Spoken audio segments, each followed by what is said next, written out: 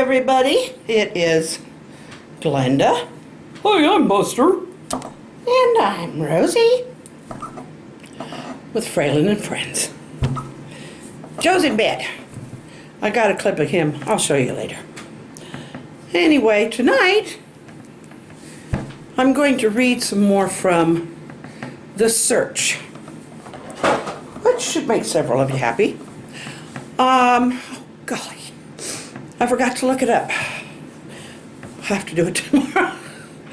I did have some more answers. What was it Glenda Wilson said for the initials challenge? George something. She used George too. George Wishes or something like that. No, that isn't right. But anyway, I'll look it up, I promise. I'll try. Better not promise. Yeah, you're notorious for getting things. I'm notorious for getting things? No, for forgetting things. Well, you forgot a four. For forgetting things. Gotcha. You do like to argue. It's one of my best suits. I need somebody to argue with. My grandson isn't here. My son isn't here. Joe, he don't argue, he sleeps. And you're not as good an arguer as Buster. Can you hear that, Buster? You're the main arguer. I'm proud of it, too. Oh, what a bunch. What a bunch. Well, I'm going to go ahead and I'm going to read. And then we'll... oh, by the way, I don't know if in more than one, my question for the day was, what does it say at the very end of the video on the one I put up today? And Carla got it. I ain't telling you what it said. You go watch it. Anyway, I'll think of another challenge for... Oh, hush. I use my Kindle off my cell phone. And sometimes when it gets notices, it makes noise. And I haven't turned them off yet. Okay, we were at Chapter 9. The lake. We've just finished the meadow. They've been on it. Well, I guess that's that. They have decided the order of our day for us, Diggory said, with more than a hint of sarcasm. Well, I'm kind of glad, Diggory. Can I just call you Dig? You can call me Cher. It's a nickname I'm used to. Yeah, almost everyone I know calls me Dig. It's kind of a funny because I'm one of those who likes to dig into a subject or event and get down to the nitty-gritty of it, no matter what that may be. Well, that's something we have in common. I'm an anthropologist. Really? I was working on my required courses, but my plan was to become a geologist. Who says you have to give that up? Get rid of the past tense, Dig. I don't know if I'm confident enough for that yet, but I'll check out the geography on this place with you. It looks out of this world. Ha ha, Dig. Were you raised in a hippie commune? How did you know? Sheridan laughed louder. However mixed up and lost Diggory was, for the moment he made her forget her own problems. It must be some botanical experiment, but I can't quite figure out how they perfected the climate. Diggory's observation took Sheridan off guard. What? Well, look at this meadow. Where on earth would you find this variety of vegetation? And Diggory sucked in a deep breath. He pointed at the reason for his shock. Sheridan followed his direction and gasped as well. I never ever heard of a black bear lying beside a donkey like that. My gosh, Sheridan, this has to be one of the best kept secrets ever. This is impossible, but there it is. There must be some kind of explanation. Maybe it's a preserve and the animals were born and raised here. How does that explain a climate that would allow them to grow this variety of fruits and nuts? This meadow is a garden. It's not just a meadow. I think we have found our way into some odd scientific experiment. So you think maybe they are using us as a part of it? Like maybe they want to see how humans of today would respond to something like that?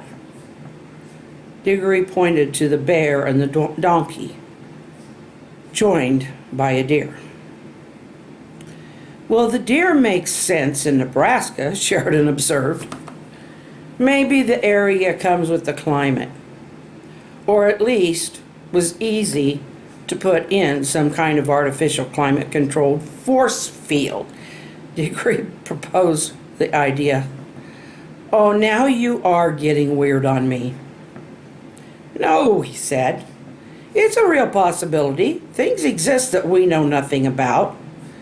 The authorities keep them confidential, but I have heard that force fields and climate control of an area are closer to a possibility than any one of us think. He looked down at Sheridan. I watched a lot of educational television. Sheridan was giving what he said some serious thought. So they would be creating a huge climate-controlled Garden of Eden? Yes, in a manner of speaking. That would be the optimal result. Wow. Sheridan started walking toward the lake. Careful. I'm taking it slow. I don't feel like I'm in any danger. Sheridan continued toward the body of water. Diggory walked in a sideways, at the ready posture beside her until they reached the water's edge. They left a 100-foot space between them and the animals. It's not much. Who didn't stir? The animals didn't even stir. The lake was clear as glass. Sitting on smooth, flat rocks, they peered into the clean water and dipped their hands in it for a refreshing drink. Without speaking, they realized something in the water changed them in some subtle way. They took another drink, and the healing seemed to build up in them, giving them renewed vigor. Sheridan looked at her young companion. Diggory, you look healthy. Your eyes looked sunken. You were thin, unkempt, and, to tell the truth, reeked of marijuana. She paused. I'm sorry, that wasn't nice. The point is, you are completely changed. I noticed some changes after you ate the fruit and nuts. You seem to have a little more color in your cheeks, but now, she paused. Your face is filled out and you have a healthy glow. I think I should say thank you, Diggory teased. Don't worry about it. I know what you mean. Just one thing. You didn't say if I smell better. They both chuckled and Sheridan expanded. Well, you smell fresh, like a newborn baby. How about me? Well, you smell nice. Maybe like a baby. You're flirting, Sheridan accused. Shamelessly, Diggory admitted. Anyway, you look beautiful. Now that I look at you with new eyes, you look tons younger. I'd say you look about 25. All of your care lines are gone. You don't have one wrinkle or line by your eyes. Did you have a facelift within the last 5 minutes? Sheridan looked into the lake, which was so clear the pebbles and small fish at the bottom of the lake broke her reflection. I think I can almost see what you're saying. Sheridan turned her face, trying to catch a better reflection. Diggory started laughing and pushed on her arm. You are making funny faces. Didn't you know your face could stick like that? He was laughing hard and holding his stomach. Oh, ha, ha, Sheridan retorted with a mock giggle. The lake must be fed by a mineral spring. She looked at Diggory's long sleeves covering his arms. Take off your shirt. What? Now who's flirting? No, Diggory. I'm being clinical. I know why you are hiding your arms. I've seen you rubbing them through your sleeves. I want to see if the healing properties of the water help with your wounds. Sheridan was careful not to call the wounds needle track marks. Yeah, I guess it's hard to fool someone as observant as you. He took off his shirt. Sheridan gasped at the hideous sight of the infected injection sites, not only inside his elbows, but also on his stomach and on his neck below the collar. Sorry, Diggory, I just didn't expect... You didn't expect it to be this bad? Sheridan, I'm a junkie. We don't care about our bodies or anything but the next fix. I've shot up with a lot of stuff and inhaled nearly anything that gives a high. I've stolen, beaten people up for what few coins I could get off them. If you can imagine any horrific thing a person can do, it's likely I've done it. Okay, I was just shocked. I want to wet your shirt in the water and wipe your wounds. Some of them look very infected. Sheridan rinsed his shirt several times before wringing it out and wiping Diggory's wounds. The healing was instantaneous. The infection disappeared. There wasn't even a scar left over from the fiery red sores. The two looked at each other with their mouths wide open, eyes big as plates.